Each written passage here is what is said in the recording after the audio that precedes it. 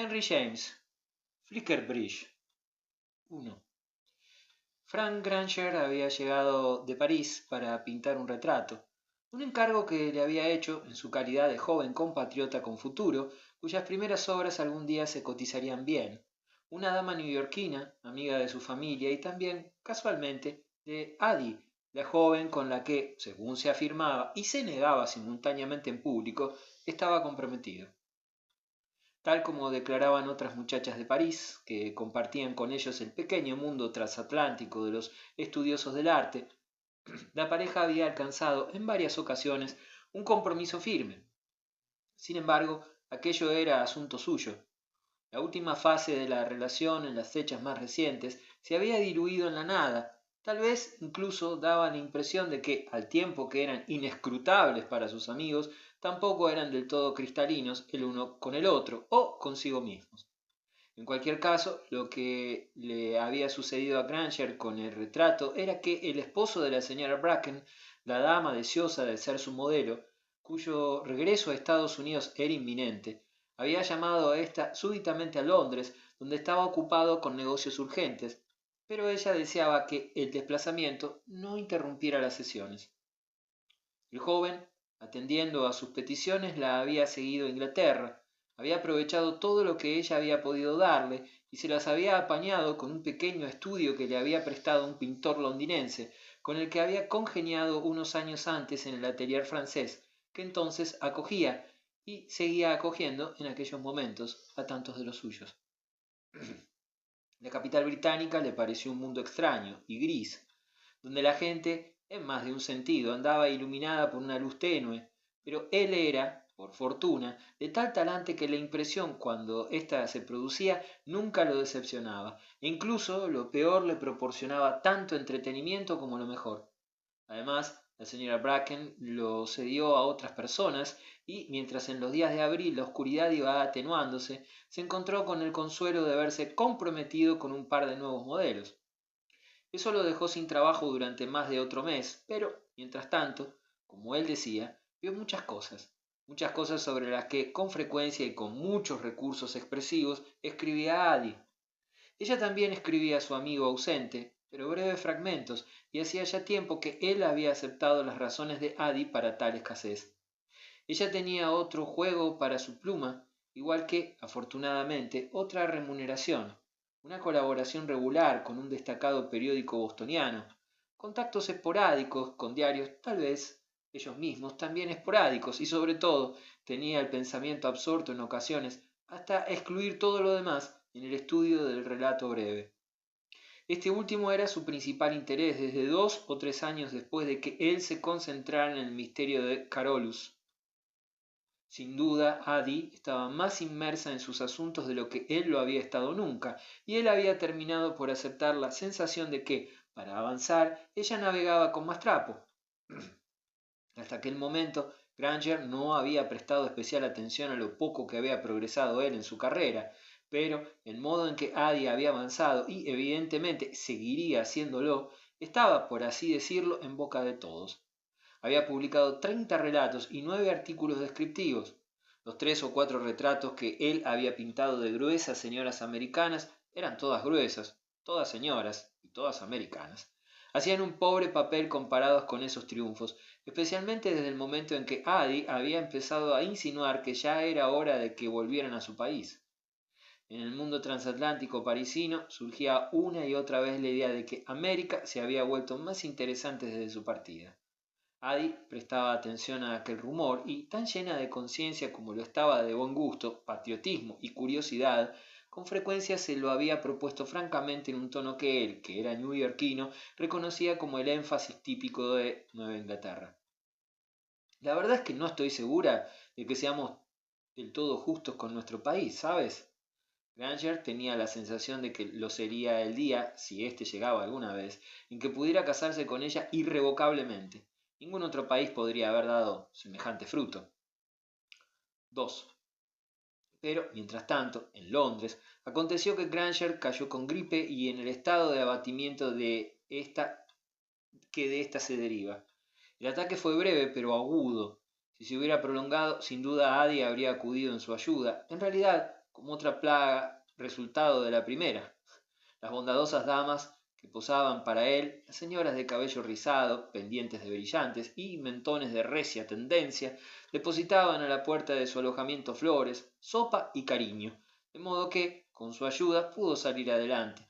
Pero la convalecencia fue lenta y su debilidad desproporcionada con lo amortiguado del golpe. Lo superó, pero quedó maltrecho. Le cansaba pintar. Tenía la sensación de que había estado enfermo un mes. Paseaba por Kensington Gardens cuando debería estar trabajando. Se sentaba en sillas de apenique y meditaba, perdiéndose en sus ensoñaciones, impotente. Adi deseaba que regresara a París, pero se le ofrecían al alcance de la mano una serie de oportunidades a las que, en su opinión, tenía juicio suficiente para no renunciar. Le habría gustado ir a pasar una semana junto al mar, le habría gustado ir a Brighton, pero tenía que terminar con la señora Bracken. La señora Bracken no tardaría en embarcar. Consiguió terminarla a tiempo, la víspera del día fijado para iniciar una empresa todavía mayor, la circunvalación de la señora Dunn. La señora Dunn lo esperó, como estaba previsto, y él se sentó delante de ella, sintiendo, sin embargo, antes de levantarse, que debía aspirar profundamente como paso previo al ataque. No obstante, esa noche, mientras se preguntaba cuál sería el mejor lugar para volver a llenar los pulmones, le llegó de Adi, que había recibido de la señora Bracken tristes noticias de él, una comunicación que, además de demostrar un interés repentino y sorprendente, aludía directamente a su caso. Su amiga le escribía animada por la emoción de haber descubierto de un día para otro la existencia de un pariente nuevo, una vieja prima, una dama de vida recluida, única superviviente de la rama inglesa de la familia, que todavía residía en Frickenbridge, la antigua casa solariega, y con la cual, con el fin de que él pudiera trasladarse al instante a una zona tan propicia para un cambio de aires, había ya hecho los arreglos pertinentes para ponerlos, como decía, en contacto. Para ser breves, de todo aquello salió que Granger se encontró en contacto con ella casi en el momento mismo de leer la carta, hasta el punto de que no habían pasado 24 horas y ya había entablado correspondencia con la señorita Wenham de Flickenbridge. Y al segundo día estaba ya en el tren, instalado para un trayecto de 5 horas hasta la puerta de aquella mujer afable que, de manera tan repentina y cordial, había decidido depositar en él su confianza y de la que, la misma víspera, no había oído hablar jamás. Todo aquello era raro. El incidente entero lo era, y durante el viaje, desde el rincón de su compartimiento, tuvo tiempo de analizar en qué medida. Pero tenía la sensación de que la sorpresa, la incongruencia no podía sino aumentar a medida que se acercaba. Era ya muy raro, a la luz de su experiencia reciente, o mejor dicho, debido a la ausencia de luz, que un ser tan complejo como Adi tuviera un sencillo lazo insular, pero era más raro todavía que lo tuviera desde hacía tanto tiempo y no le hubiera sacado partido por desconocimiento. No haberlo aprovechado, utilizado, explotado o como mínimo no haberlo mencionado y tal vez incluso escrito sobre ello, suponía una oportunidad perdida, cosa que, debido a su formación, haría que Adi se estremeciera de espanto. En cualquier caso, estaba claro que ahora lo aprovechaba, lo utilizaba, lo explotaba y, sin duda, lo mencionaba y, sí, era muy probable que también estuviera escribiendo sobre todo aquello. En resumidas cuentas, no cabía duda de que Adi estaba satisfaciendo un viejo anhelo, y él podía sentirse contento con lo que hacía, tal como lo animaba el resto de los hechos narrados de manera sucinta en una carta procedente de París que había recibido la misma mañana de su partida. Se trataba de la historia singular de una separación brusca en una buena casa inglesa, sucedida años atrás. Un honorable ciudadano británico de la más respetable clase media, cuando era muy joven, a principios de los años 40, en Dresde, donde lo había enviado a aprender alemán mientras desempeñaba un empleo en la contaduría de un tío, conoció, admiró y cortejó a una joven americana, debidamente atractiva, domiciliada en aquel período con sus padres y hermana, igualmente atractiva, en la capital sajona. Casó con ella, la llevó a Inglaterra y allí, tras varios años de armonía y felicidad, la perdió. Tras su fallecimiento, la hermana en cuestión fue a visitarlo a él y a su hijito, lo que hizo surgir entre ambos algo que terminó por definirse como un sentimiento irresistible. El viudo, cediendo a un nuevo compromiso y una nueva respuesta, y encontrándose ante la necesidad de esta nueva unión, sin embargo, tuvo que enfrentarse a las leyes de su país, contrarias a semejante matrimonio. Y si bien en su país tales uniones se veían con el ceño fruncido, en el de su cuñada se contemplaban con una sonrisa, de manera que a su alcance estaba la solución. Obligado a elegir entre dos lealtades, abandonó la que parecía menos próxima y, en definitiva, trasladó sus posibilidades a un aire más favorable. El lazo se ató para la pareja en Nueva York, donde, para proteger la legitimidad de los hijos que pudieran llegar, se instalaron y prosperaron. Llegaron los hijos y una de las hijas, tras crecer y casarse, a su vez se convirtió, si Frank no se equivocaba, en la madre de su Addie, la cual se había visto privada de ella en la infancia debido a su fallecimiento y la había criado, aunque sin excesivas tensiones, una madrastra, personaje repetido en esta historia.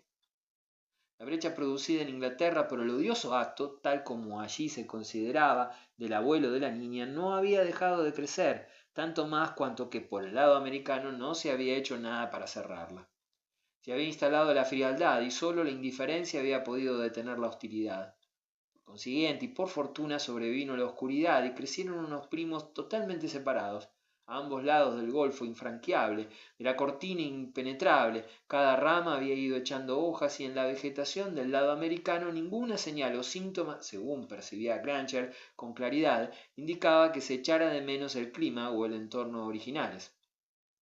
El injerto en Nueva York había prendido, y Addie era de modo inconfundible una flor de intenso colorido. Por otra parte, en Flickenbridge o cualquier otro lugar, por extraño que pareciera, el tallo paterno había tenido una fortuna relativamente magra, si bien es cierto que, en el sentido más vulgar del término, ninguno de los dos lados había alcanzado la fortuna. Los parientes cercanos de Addie eran tan pobres como numerosos, y Granger deducía que las pretensiones de riqueza por parte de la señora Wenham no eran tantas que pudiera achacarse a ella sus deseos de recuperar el parentesco. En cualquier caso, el linaje original había ido menguando, y nuestro joven recibió la oportuna advertencia de que le parecería tímida y solitaria. Lo sorprendente era que en esas condiciones deseara soportara recibirlo. Pero aquello era una historia muy distinta, que resultaría perfectamente inteligible cuando la comprendiera. Granger sostenía las cartas de Addie excepcionalmente copiosas sobre el regazo, las examinaba de vez en cuando, seguía los hilos, y de vez en cuando contemplaba el ameno paisaje inglés, una acuarela de abril pintada con maravillosa amplitud. Conocía el equivalente francés y el americano, pero nunca había visto la versión inglesa. La veía ya como el extraordinario marco de la señorita Wenham, la hija del médico de Flickenbridge, con anteojos sobre la nariz, una paleta en la mano e inocencia en el corazón, había sido el milagroso vínculo. Se había dado cuenta, incluso allí, en este mundo maravilloso, de que para los jóvenes equipadas como ella, la moda del momento la llevaba a formar parte de la vida parisina. Así pues, Addie la había encontrado por casualidad en las cuestas de Montparnasse, como una de las jóvenes inglesas que formaban parte de uno de aquellos escenarios perfectos. Se habían conocido en algún lugar sencillo y habían dado con un territorio común, tras lo cual la joven, de regreso a Flickenbridge durante un breve paréntesis, relató allí sus aventuras e impresiones y mencionó a la señorita Wenham, que la conocía y protegía desde la infancia, que el nombre de esa misma dama, Adelaide, así como el apellido que lo acompañaba, por lo que ella sabía, lo llevaba también en París, un extraño espécimen de joven americana. Después cruzó el canal, con un maravilloso mensaje, una duda cortés, dirigida al duplicado de su amiga, la cual, a su vez, asintió a su plena satisfacción.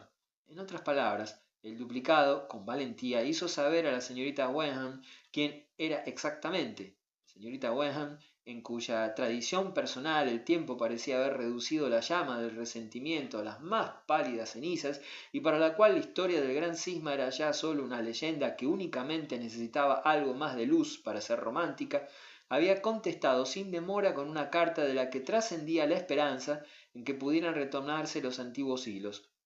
Entre todos debían resolver con paciencia aquella relación, y sondeaba a la otra parte sobre la posibilidad de una visita. Addie había contestado con una promesa clara: iría pronto, iría en cuanto estuviera libre, iría en julio, pero, mientras tanto, le enviaba un representante. Frank se preguntaba con qué nombre había descrito, en qué papel lo había presentado en Flickenbridge. En conjunto se sentía como si se dirigiera allí para averiguar si estaba comprometido con nadie. En realidad, en aquel momento estaba desconcertado y no sabía por qué criterio se había decantado Addy.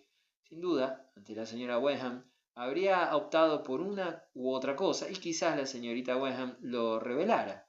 Esta expectación era, en realidad, su excusa ante una posible indiscreción. 3. En efecto, en cuanto llegó, averiguó en qué consistía su compromiso, pero dado que durante un tiempo aquella circunstancia formó parte de la primera impresión general, tardó en advertirla, ya que esa impresión general requería toda su capacidad de respuesta. Durante un día o dos casi, se sintió víctima de una broma, de un burdo abuso de confianza. Se había presentado con la moderada agitación que acompaña a la conciencia de haber cumplido con los preparativos correspondientes, pero allí se encontró con que, aunque prevenido por los prefacios e impelido por las insinuaciones, en realidad no estaba preparado en absoluto. Se preguntaba cómo podría estar preparado para algo tan alejado de su experiencia, tan ajeno a su propio mundo, tan difícil de preconcebir bajo la nítida luz septentrional del más reciente impresionismo, y, sin embargo, reconocido como tal, al fin y al cabo, llegado el momento y como tal observado, probado y asimilado. No habría sabido cómo describir el caso, sin duda lo habría descrito mejor con un pincel grueso y limpio, acompañado de un gesto amplio, porque tenía por costumbre considerar las ocasiones de todo tipo, en primer lugar, como un cuadro, para poder captarlas, como solía decir, y así retenerlas en su totalidad.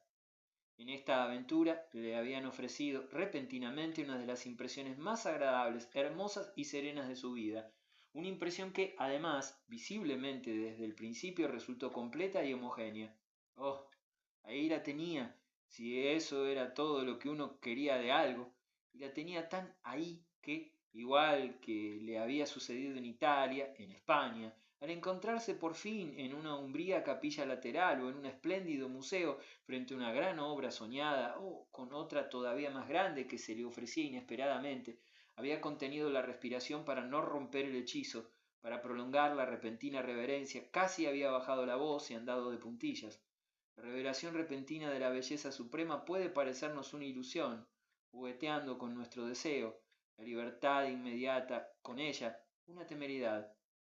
Afortunadamente, sin embargo, y tanto más cuanto que su libertad en aquellos momentos lo había abandonado, eso no impidió a su anfitriona, la noche de su llegada, y mientras la visión de todo aquello era nueva, mostrarse tan extraña, tan rara y tan impayable, tan improbable, tan imposible, tan deliciosa durante la cena de las 8, por lo que parecía todavía observaba esos horarios tremendos, como se había mostrado de manera abrumadora en el té de las 5. Toda la naturalidad del mundo, era una de las apariciones más extrañas, si bien era difícil deducir qué medio podía ser natural para tal fin. Durante un par de días él no consiguió averiguarlo, pero después, pero solo entonces, llegó a una conclusión firme. Pasado el momento estuvo seguro de todo, incluso por fortuna de sí mismo. Si comparamos su impresión, con ligera extravagancia, con algunas de las más intensas que había experimentado en su vida, ello es sólo porque la imagen que tenía ante sí era tan pulida y troquelada. Expresaba con pura perfección, agotaba su carácter. Era lo que era del modo más absoluto e inconsciente. Gracias a las más extrañas circunstancias había derivado de la corriente principal a un claro remanso, una poza tranquila y profunda en la que los objetos se reflejaban con nitidez. Hasta aquel momento jamás en su vida había conocido nada antiguo, a excepción de unas pocas estatuas y cuadros, pero allí todo era antiguo, inmemorial, y nada lo era tanto como la misma novedad. La suposición de que existían lugares como aquel en el mundo había hecho poco, ahora se daba cuenta, para matizar el resplandor de sus contrarios. Importante eran los detalles y era necesario verlos para creer en ellos. La señora Wenham, de 55 años de edad y una timidez implacable, indeciblemente extraña, era, en su reducida escala, grotesca, casi hasta lo gótico, pero la sensación final que producía era de una amenidad que acompañaba los pasos del observador como una bocanada de gratitud. Granger no había visto en su vida una solterona más aturullada, más espasmódica, más dada a las disculpas, más en blanco en un momento y más prolija un momento después. Sin embargo, tampoco nunca había concebido tan rápidamente semejante entusiasmo por una solterona. Tenía los ojos saltones, la barbilla huidiza y su nariz, durante la conversación, se movía con curiosa independencia. Llevaba en la coronilla una cofia circular con la que parecía una cariátide sin carga, y en otras partes de su persona lucía una extraña combinación de colores, tejidos y formas de origen metálico, mineral y vegetal. El tono de su voz subía y bajaba, las convulsiones de su rostro tendieran a la expresión o a la represión, era difícil saberlo, se sucedían de acuerdo con leyes propias, se turbaba por nada y por todo, se asustaba por todo y por nada, y abordaba los objetos, los temas de conversación, las preguntas y respuestas más sencillas, y todo lo relacionado con el trato social por los caminos indirectos del terror o con la violencia de la desesperación. Sin embargo, a pesar de su refinada singularidad y la intensidad de sus costumbres, del modo en que sugería a un tiempo convenciones y simplicidades, comodidad y angustia, rodeos, sugerencias tardías y percepciones, seguía pareciéndole a su huésped irresistiblemente encantadora. Él no sabía cómo denominarlo. La señorita Wenham era fruto de su tiempo, poseía una rara distinción, producirla había supuesto un gran dispendio y todavía le quedaba mucho por dar. En cualquier caso, el resultado del tono general de su bienvenida fue que la primera noche en su habitación, antes de irse a la cama, Frank Granger se desahogó escribiendo a Addy una carta, la cual, si el espacio nos permitiera incorporarla a nuestro texto, cumpliría útilmente el cometido de una ilustración. Nos autorizaría a presentarnos como profusamente ilustrados, pero el proceso de reproducción, como decimos, es costoso. Granger deseaba que su amiga supiera la magnífica que estaba resultando su relación. Ella lo había encaminado hacia algo totalmente especial, una casa antigua e intacta, intocable, indescriptible, un rincón antiguo como no creía que existieran, cuya sagrada calma hacía que la cháchara de los estudios, el olor a pintura y la jerga de los críticos, todas las sensaciones y sonidos de París regresaran a él bajo la forma de otras tantas señales de una enorme jaula de monos. Granger se movía de un lado a otro, inquieto, mientras escribía, encendía cigarrillos y, nervioso y con repentinos escrúpulos, los apagaba de nuevo. La noche era tibia y una de las ventanas de su habitación, grande y de altos techos, que daba sobre el jardín, estaba abierta. Se perdió pensando en las cosas que lo rodeaban, en el tipo de habitación en la que todo el último siglo no se había movido una silla, ni se había dado un paso más allá de lo que correspondía. Se entretuvo con los objetos y adornos, dichosamente escasos y adorablemente buenos, todos ellos artículos perfectos y ninguno para variar francés. La escena era tan rara como algún bello grabado antiguo, los mejores detalles en los rincones, libros y cuadros antiguos, recuerdos de alusiones y conjeturas reaparecían ante él. Ahora sabía qué era lo que los inquietos isleños buscaban cuando iban en pos de lo hogareño. Pero en Flickenbridge lo hogareño era puro estilo, aunque ese estilo fuera totalmente sincero. El pasado, grande o menudo, no sabía cómo denominarlo, estaba tan amortiguado a su alrededor como si algo lo invitara a dormir mientras él escribía, que casi tenía mala conciencia por haberse presentado allí. Cuánto podía llegarse a amar aquel lugar, pero cuánto también podía estropearse. Contemplarlo con intensidad equivalía positivamente a volverlo consciente y volverlo consciente equivalía positivamente a despertarlo. Lo único que se podía hacer era dejarlo dormir, dejar que durmiera en sus cámaras grandes, hermosas, bajo sus altos, limpios doseles. Añadió con esta inquietud una línea más a su carta. Vagó de nuevo por la habitación, observó y jugueteó con algo más y después, dejándose caer en el viejo sofá floreado, sostenido por los rígidos cojines cúbicos, se dio de nuevo a la tentación de un cigarrillo. Vaciló, miró fijamente y escribió unas palabras más. Quería que Adi lo conociera. Ese era su mayor deseo, a menos que fuera mayor todavía el deseo de saber cuánto desearía conocer la propia Adi. Sí, lo que veía con mayor claridad era todo lo que Adi haría con ello. Absorto en aquellos pensamientos, casi se quedó helado al pensar en la sensación que la destinataria de su carta alimentaría retrospectivamente, y adivinaba con un vago estremecimiento, con ánimo casi de venganza, por aquella oportunidad perdida, por la atrocidad de aquella privación. Bien, Lo que había sucedido era que la relación había estado guardada para Adi, como un paquete envuelto y cerrado para la entrega hasta que ella pudiera prestarle atención. La veía allí, la oía y la sentía. Sentía cómo se sentiría y cómo, según solía decir, la pondría por las nubes. Algunos de sus compatriotas jóvenes lo denominaban gritar de entusiasmo, cosa que ilustraba perfectamente su significado. De todos modos, Adi entendería el lugar por completo, de eso no cabía la menor duda. Causaría en ella la misma impresión que en él, y Granger advertía de antemano las palabras de entusiasmo y aprecio en que coincidirían. Sabía muy bien qué cosas le parecían pintorescas, qué cosas le parecerían insulsas, qué cosas le parecerían raras y qué cosas le parecerían disparatadas. Adi lo asimilaría todo con una inteligencia mucho más apta que la suya para entender lo que él imaginaba que debía contemplar, como los vínculos literarios del lugar. Ella habría leído las memorias y las novelas anticuadas y prolijas que tanto las figuras como el emplazamiento, sin duda, debían de evocar en el espectador. Conocería a las generaciones pasadas, los corpulentos potentados de la región y sus esposas con turbante e hijas de ojos redondos que, en otros tiempos, habían tenido trato con la ciudad recia, rojiza y escasamente comercial. Las casas sólidas y cuadradas y los amplios jardines amurallados, las calles hoy en día todo hierba y chismorreos, como escenario de una temporada local. Tendría justificación para las reuniones, cenas, fiestas etíricas, los candelabros ahumados en los oscuros salones, para el largo, barroso siglo de coches de caballo familiares, cartucheras, salteadores de caminos. En definitiva, pondría un dedo, igual que había hecho él, en el punto vital, la rica humildad de todo aquello, el hecho de que ni Flickenbridge en general, ni la señorita Weham en particular, así como cualquiera o cualquier cosa relacionada, intuyeran siquiera su carácter y su mérito. Ahí y él tendrían que venir para dejarla entrar la luz. La dejó entrar, poco a poco, antes de irse a la cama, a través de las 8 o 10 páginas que le dirigió. Le aseguró que era la situación más privilegiada del mundo, un cuadro pequeño, pero lleno de estilo, perfectamente compuesto y transmitido con tradición y solo tradición en cada pincelada, tradición que respiraba sin ruido y enrojecía visiblemente, mientras indicaba horas extrañas en los altos relojes de caoba a los que nunca se daba cuerda y que, sin embargo, hacían tic-tac de modo audible.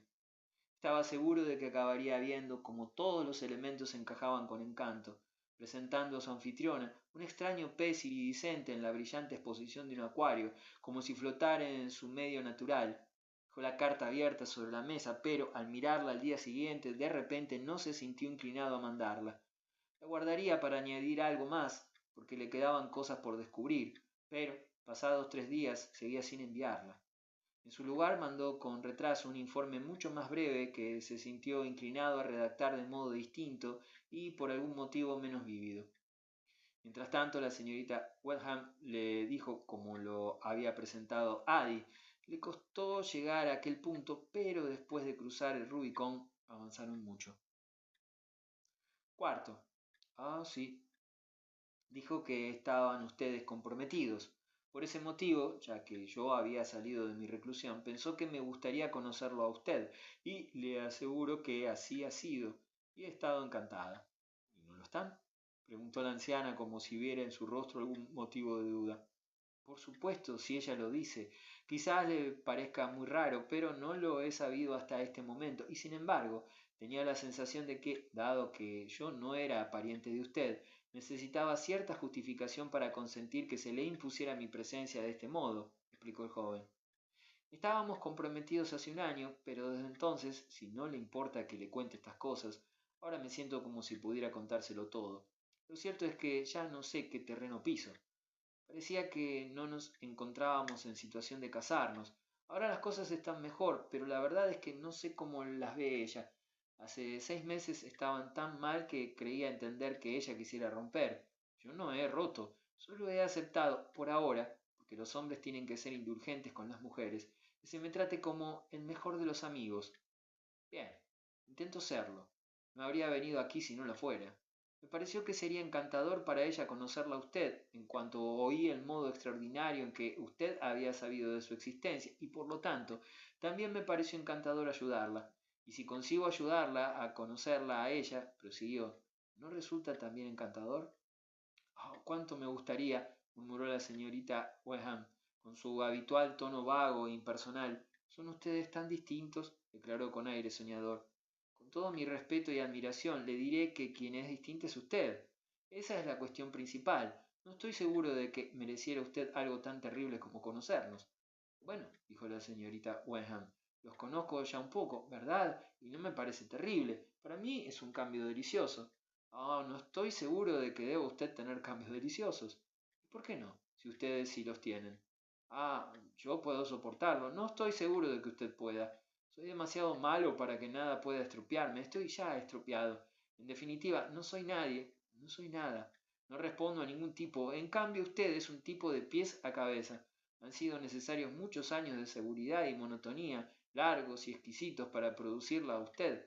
Encaja usted en su marco con una perfección que sólo iguala la perfección con que su marco encaja con usted, como es el caso de esta casa antigua y admirable, por dentro de un blanco difuminado y por fuera de un rojo atenuado, como todo lo que la rodea a usted aquí y que, por alguna bendición extraordinaria, ha escapado al inevitable destino de la explotación.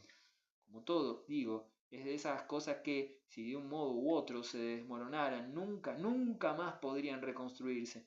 Querida señorita Wenham, prosiguió Granger, contento con sus exageraciones, que sin embargo eran sinceras y todavía más contento en su estado de profundo, si bien satisfecho, desconcierto. ¿Sabe? Ya sé a qué se parece usted, a una cosa que todo el mundo conoce. Es usted como la bella durmiente del bosque. Siguió sin sentir el menor reparo cuando lo oyó suspirar perpleja. Ah, es usted encantador y muy divertido. No, me limito a decir las cosas como son, puesto que he aprendido un poco, gracias a Dios, a verlas, cosa que, estoy de acuerdo con usted, la gente no hace en absoluto.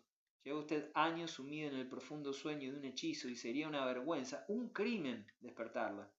En realidad ya tengo la sensación, con muchísimos escrúpulos, de que estoy sacudiéndola de manera fatal. Lo digo aunque parezca que me creo el príncipe encantador. Ella lo miró con la más amable y singular de las miradas, a la que él iba ya acostumbrándose, a pesar del débil temor, en el fondo, a las cosas extrañas que ocurren algunas veces cuando las damas solitarias, por maduras que sean, empiezan a mirar a los jóvenes interesantes de ultramar como si los jóvenes desearan flirtear con ellas. Es magnífico, dijo ella, que sea usted tan raro y sin embargo tan bondadoso.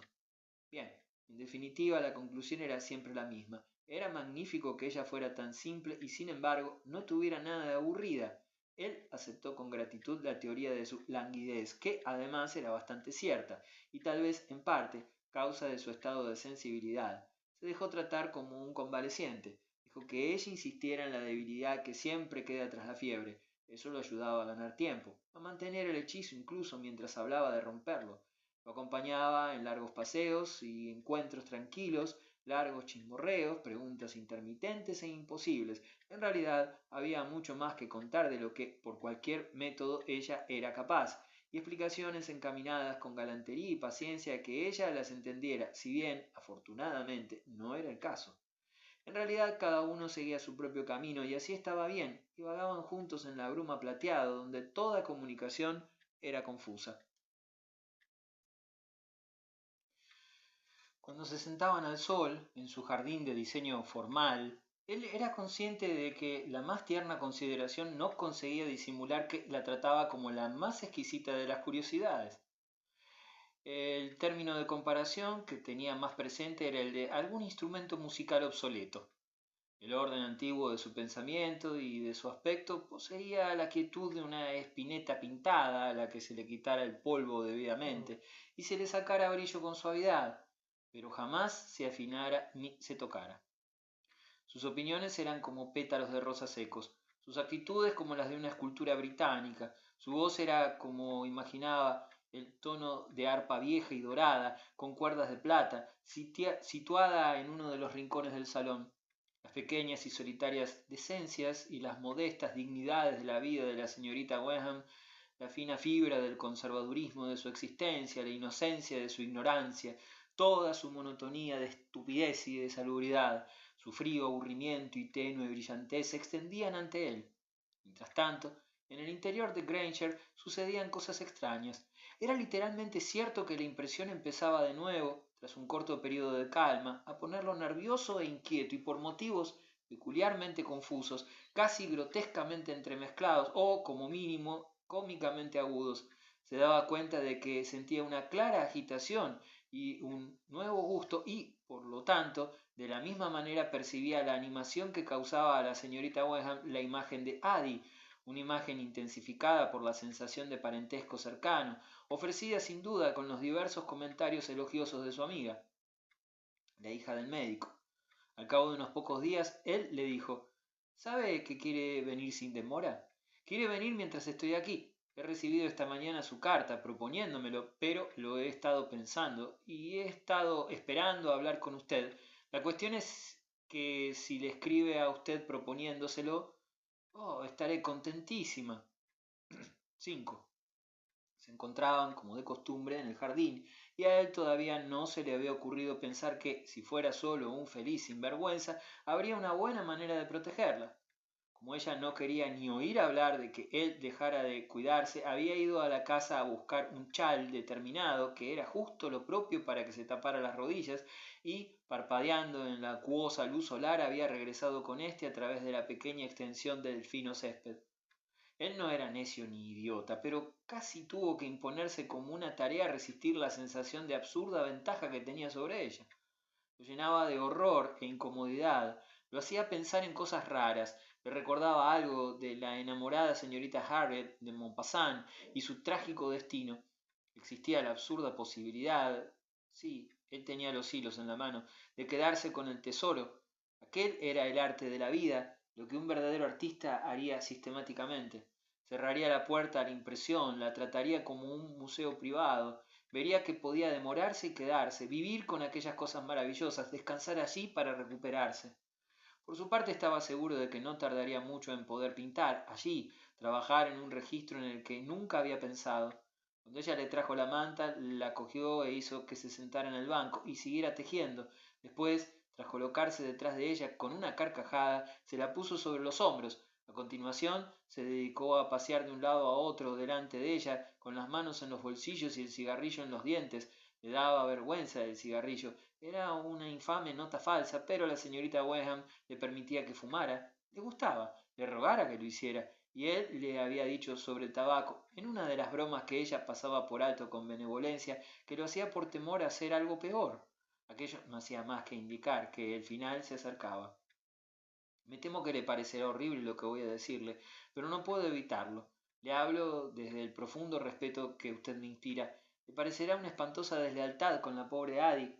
Sí, de eso se trata. Se trata de una monstruosidad sin paliativos. Se detuvo y la miró hasta que ella tal vez se asustó. No deje que venga. Dígale que no venga. He intentado impedirlo, pero sospecha. ¿Sospecha? Preguntó la pobre mujer. Bueno, lo provoqué yo al escribirle a propósito, sin cargar las tintas, cuando por la noche el instinto me dictó lo que podría pasar. Algo me dijo que no enviara la primera carta, en la que, bajo la primera impresión, me había dejado llevar por el entusiasmo y lo ponía todo por las nubes, y en lugar de ello redacté una descripción insincera y contenida. Pero, por contenido que fuera, al parecer, no conseguía hacer de usted un retrato poco interesante. El interés por sus colores, por mucho que yo la pintara en grises, debió de trascender y ofrecerle a Addie una descripción interesante. Addie huele la batalla desde lejos, es decir, huele lo pintoresco, pero no permita que venga. Lo que le digo es horrible, pero se lo debo al mundo. Ella la matará. ¿Quiere decir que no me llevaré bien con ella? Oh, fatal. Mire cómo me he llevado yo. Es inteligente, muy bonita, muy buena, y la adorará a usted. Entonces, ¿dónde está el problema? Vaya, pues en lo que hará con usted. Puedo mantenerme firme en mi sitio, dijo la señorita Wenham, moviendo la cabeza como un caballo que agitara los cascabeles en el aire helado. Pero no podrá mantenerla a ella en el suyo.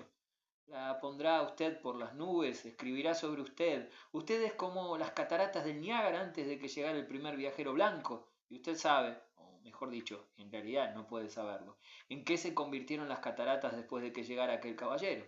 Adi habrá descubierto las cataratas del Niágara, la entenderá usted perfectamente, no se le escapará de usted el menor matiz, ni permitirá que a nadie se le escape. Le parecerá demasiado extraña para describirla con palabras, sin embargo, dará con ellas. Será usted demasiado auténtica para que la dejen como es, y los amigos de Adi y los directores de los periódicos de Adi y sus colaboradores y lectores cruzarán el Atlántico y se congregarán en Flickenbridge, unánimes, vociferantes, venidos de todas partes, de manera que no podrán dejarla como antes. Aparecerá usted en revistas con ilustraciones, en periódicos con titulares, en todas partes con todo. Usted no entiende, cree que lo entiende, pero no es así. Que el cielo no quiera que pueda usted entenderlo. Esa es su belleza durmiente. Pero usted no lo necesita, puede confiar en mí. No invite a Adi. Ponga como pretexto, como motivo lo que quiera. Miéntale, asústela. Yo me iré y la dejaré. Lo sacrificaré todo. Granger prosiguió su exhortación, cada vez más convencido. Si veo que tengo que irme, me inventaré algo. Solo quiero asegurarme de que se sostiene. Habrá que mantenerlo. Pero le echaré polvo a los ojos. Le diré que usted no es una persona adecuada, que en realidad no es una amistad deseable. Le diré que es usted vulgar, incorrecta, escandalosa. Le diré que es usted mercenaria, intrigante, peligrosa. Le diré que lo único seguro que puede hacer es olvidarla de inmediato. Así conseguiré que la rodee una leyenda impenetrable, deliberadamente equivocada, el círculo de un engaño piadoso, y así la guardaré para mí. La señorita Wenham lo había escuchado como si fuera una banda de música y ella una tímida fiestecita en el jardín. No me gustaría que se fuera usted, y no me gustaría nada que no volviera. Ah, eso es, contestó él. ¿Cómo voy a volver si Adi la estropea a usted? Pero, ¿cómo va a estropearme? Aunque haga lo que usted dice. Sé que soy demasiado vieja para cambiar y demasiado rara para gustar de ninguna de las extraordinarias maneras que usted dice. Si se trata de ponerme a prueba, no creo que mi prima ni nadie más tenga la capacidad que parece tener usted para ello. De manera que si usted no me ha estropeado... Claro que la he estropeado, ese es precisamente el problema, insistió Granger. La he minado. Al fin y al cabo he dejado muy poco trabajo a Adi. Ella rió en tonos claros. Bueno, en ese caso admitiremos que usted lo ha hecho todo, menos asustarme. Él la miró con aire tristísimo. No, ese es también uno de los aspectos más temibles. Seguro que a usted le gusta lo que vaya a suceder. Quedará usted atrapada en un carro de fuego como el antiguo profeta. ¿No fue así? ¿No le pasó eso a un profeta? Precisamente por ese motivo, si hubiera sido posible, debería usted haber permanecido en la ignorancia. Hay una frase en latín que dice más o menos que son las cosas mejores las que cambian más fácilmente a peor. Ya disfruta usted con su deshonra y se deleita en su vergüenza. Es demasiado tarde. Está usted perdida. 6. Aquella era una manera tan agradable de pasar el rato como cualquier otra, porque no impedía que aquel rincón anticuado lo envolviera por completo, ni era obstáculo para que, de día en día, descubriera alguna nueva fuente, así como algún nuevo efecto de las virtudes del lugar.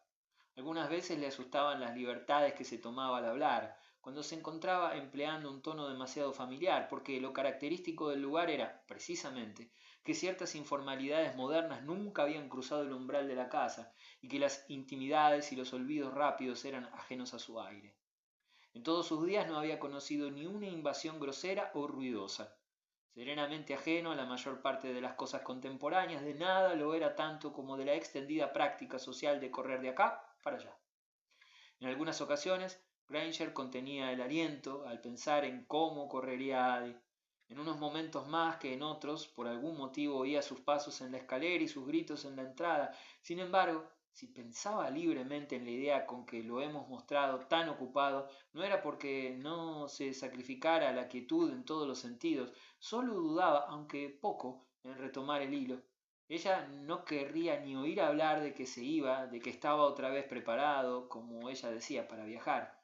Hablaba del viaje a Londres, que era sin duda cosa de muchas horas, como un experimento peligroso al que acechaban las complicaciones. Así pues, él iba sumando día tras día, sin embargo, con ello, tal como le recordaba a la señorita Wenham, daba a otras complicaciones la oportunidad de multiplicarse.